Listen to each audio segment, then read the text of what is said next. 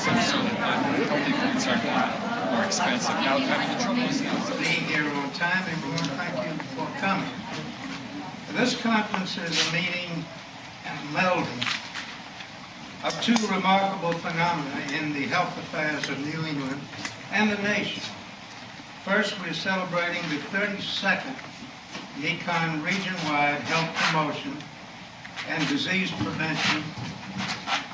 You didn't miss much.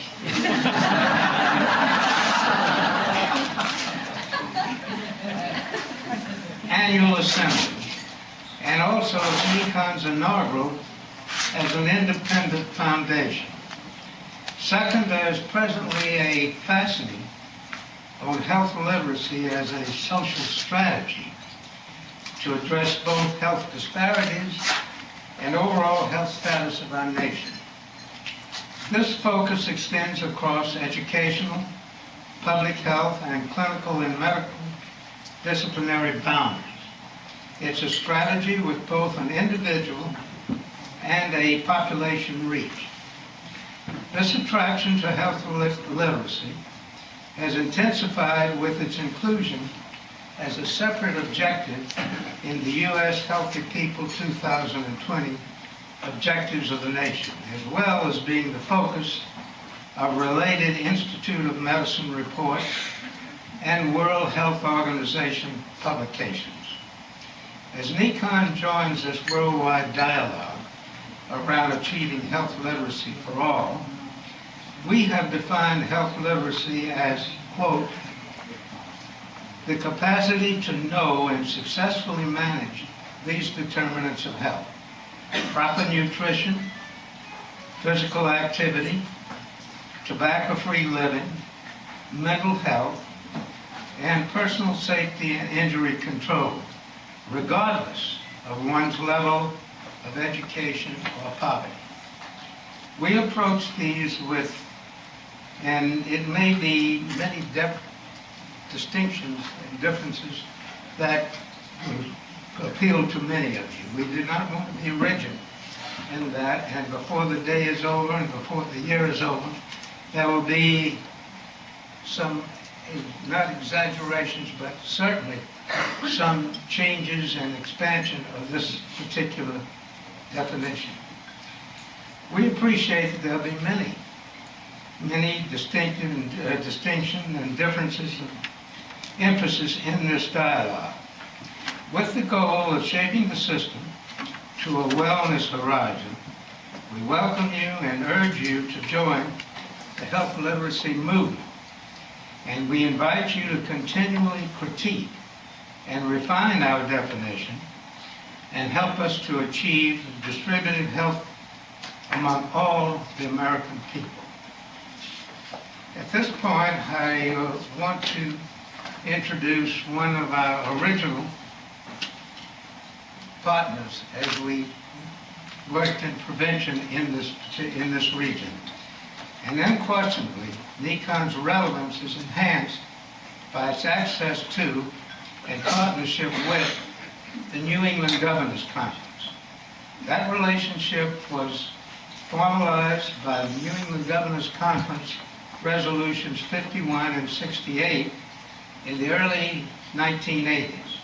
We were guided in those achievements by former executive directors actually, William Gilday and Charles Trevor, and the current executive director, John Shea.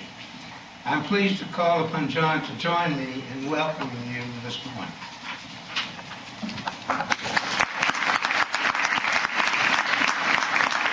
Well, I'd like to start by thanking NECON for inviting me to briefly address this forum. As noted, I'm John Shea. I'm the Executive Director of the New England Governors Conference in Boston.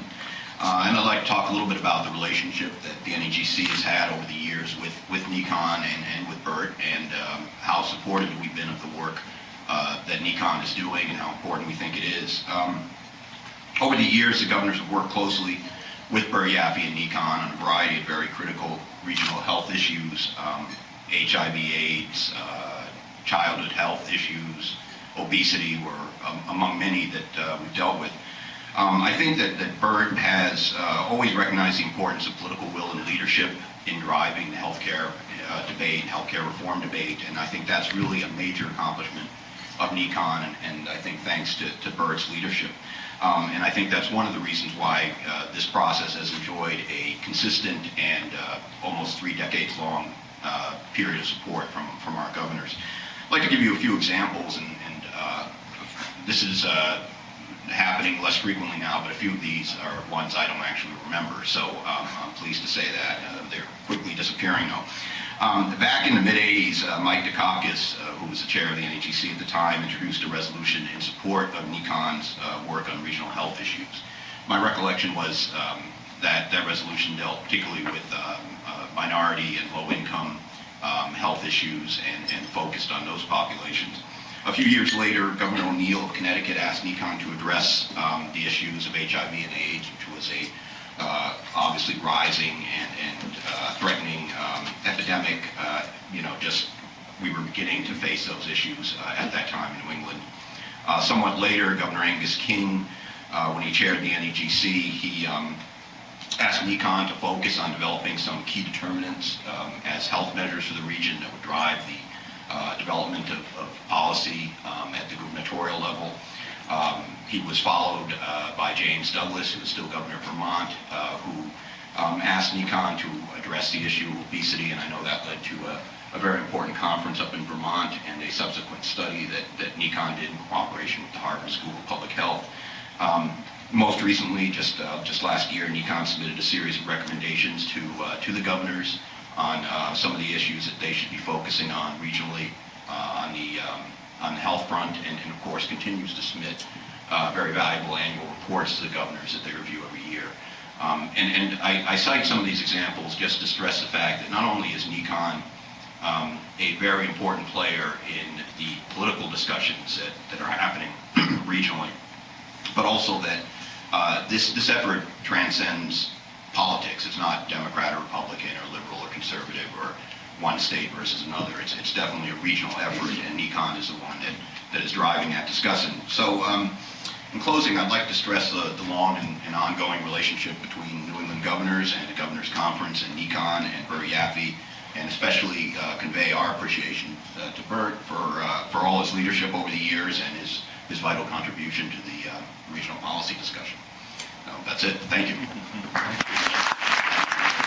I'd like to announce that we have established the Bert Yaffe Health Promotion Fellowship Award.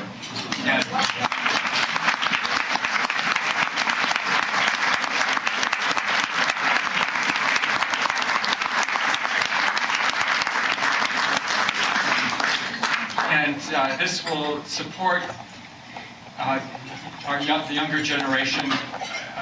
We're not drawing a sharp line around, but you could imagine doctoral students or people recently finished training or from an area where they're not really had formal training in health promotion and public health, to spend a period of time working on these issues with NECON directly or with NECON's guidance with many of the other groups around New England. So a number of people have already, in our quick survey in a small circle, contributed to this fund, and if you haven't heard from us already, we probably will be contacting you to build this fund up to where we'd like to see it.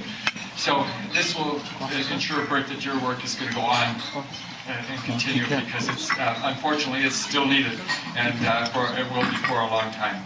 So Bert, thanks once again for just an unimaginable contribution for decades now. It is really making a difference, and it's been tremendous working with you individually as well. Thanks.